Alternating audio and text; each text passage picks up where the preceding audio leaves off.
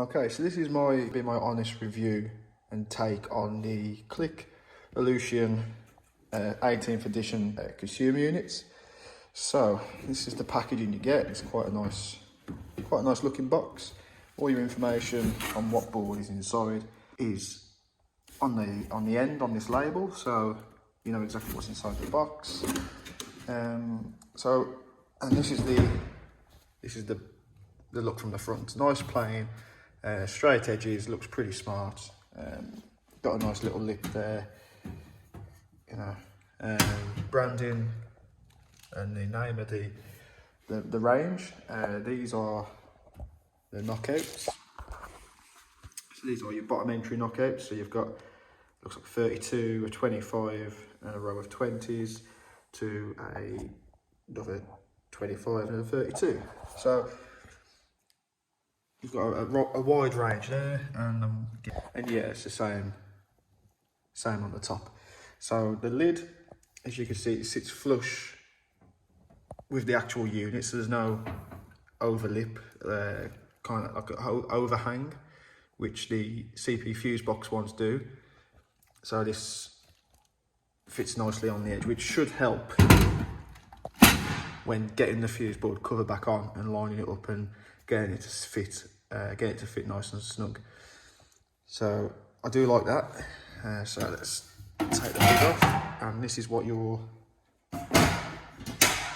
presented with on the contents on the inside. So it comes with 2 dim rail blanks, which I quite like the idea of, because you could always do some blanks. It saves ordering any separate, and the fact that the dim rail ones is a massive bonus as well, rather than the ones that fit in the lid. We'll go through those in a second.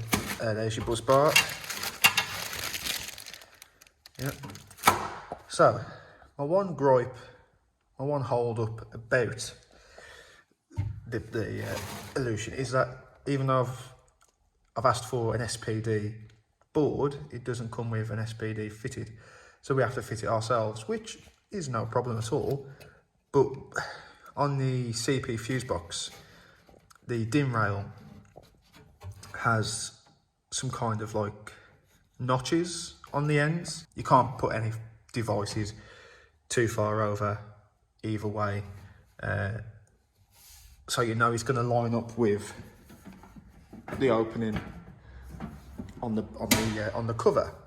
So we've got to fit this ourselves, so we have to get it bang on, but this means we've got to move the main switch because of how I'll get the SPD kit out, because it also means you have to move the tails clamp over. The tails clamp's a bit of a winner over the CP Fusebox one because of how it comes apart. This splits in half, so you can get your tails in, then put this over the top, screw it on top, where the CP Fusebox one you have to physically try and feed them through, which I've always found a bit of a pain in the arse, to be honest. So yeah, that's one kind. If you add the markers on, if you add the little notches on, you know, it'd be a doddle, but you have to either mark it with a pencil, put a bit of tape there, or mark a pen or something, just so you know.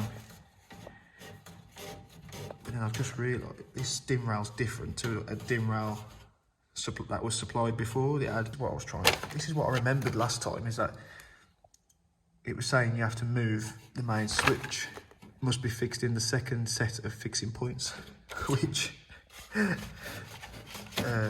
they don't exist. Yeah, but then you got these knockouts, they don't sit flush with the metal of the unit. They kind of like sit out. So then you've got all these rough edges, which have got like a poor finish. If I'm being completely honest, that's a poor finish.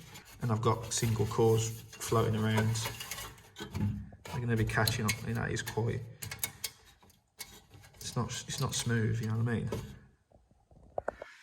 Yeah, I mean, I've heard that they do listen to feedback and they do make changes, even little ones, just little tiny changes each time they can. Yeah, it's not as what's it as the CP Fusebox. CP Fusebox seem to have it just completely nailed, pretty much, apart from the tails clamp, which could be better. So there's going to be no tail clamp because I'm not drilling this, because why should I? So these are just a nice touch, they're not necessary, you know what I mean? We haven't fitted these for, well, forever, and all of a sudden we've got to fit them. So I don't see it being an issue personally. That's just my thoughts on it. I mean, the one thing I really like is this little label attached to the board where it tells you how many Newton meters you need to torque up your connections to, all of them, rather than it being on each individual device and trying to read it. That's nice and clear, and it's in one place. So, you know, it's there for forever basically. So whenever this comes to be tested in the future, no one's got to try and Google the torque settings or try and find a leaflet or whatever. It's there. But apart from that, apart from these little bits, this SPD, which is really annoying, plus it's a double module. You know, most SPDs now, the CP Fusebox SPD, it comes as a one module thing. So yeah, I suppose they're getting there. You know, it's a brand new fuse board brand new fuse board model from Click. They've never produced anything before like this, so you haven't benefited the doubt that they're going to carry on improving. It's just a little bit annoying because you'd think Click would, with all their experience, would produce something a little bit better than what they have with this. So these labels they seem really big. I don't know if that's just me, but they seem like a really big label. They've got like this weird shiny finish to it. So I'm not sure where that is for writing on with a marker pen or a biro, but it doesn't feel like it's gonna stick very well. Plenty of generic lighting, socket stickers, outside lighting. They're pretty nice. And then you've got just the plain text without the logo. I think your time delay RCD stickers if it was on a TT system. RCD controlled stickers. Don't really know why you need those now, because they're all Star CBOs.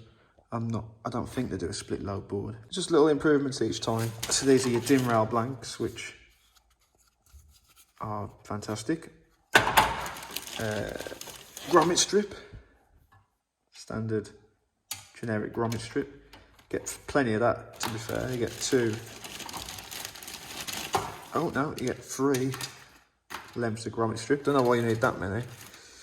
But yeah, got plenty of grommet strip, which is good. A bit of extra cover for buzz bar. Just don't know why you need that little piece, but yeah.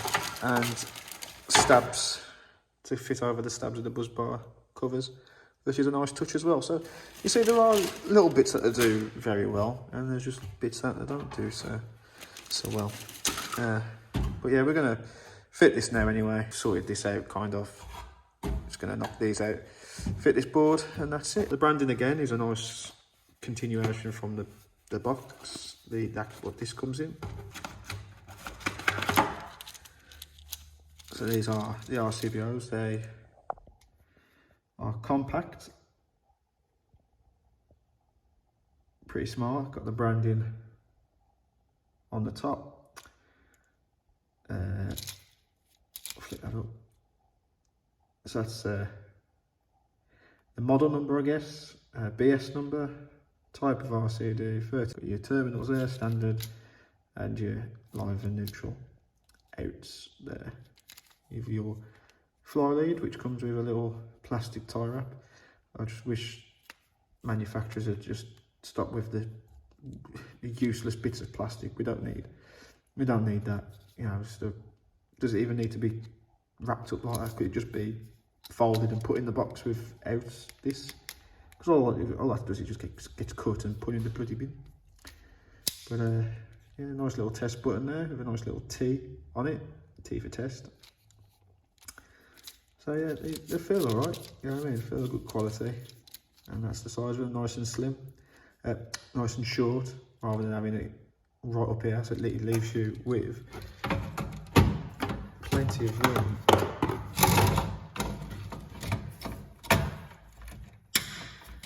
Plenty of room there. This was a fully loaded board, so it's going to be, it's better there.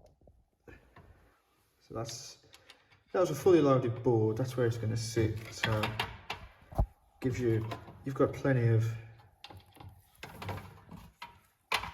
slack to play with to make sure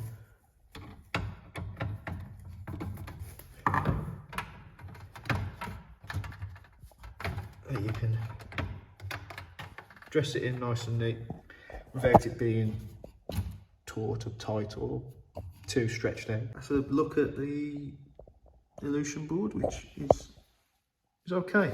Not perfect, but okay. So if you found that quite useful and you'd like to see more, don't forget to hit the like button, subscribe, and turn on notifications if you really want to, so then you won't miss any new videos. So that's a look at the Elucian board. If you want us to look at any other fuse boards that you haven't fitted and you'd like us to look at, so you know if it's worth picking up or trying, drop them in the comments below what you'd want us to take a look at, and we'll try and get our hands on one and break it down for you. So yeah, see you in the next one, and take care, be safe.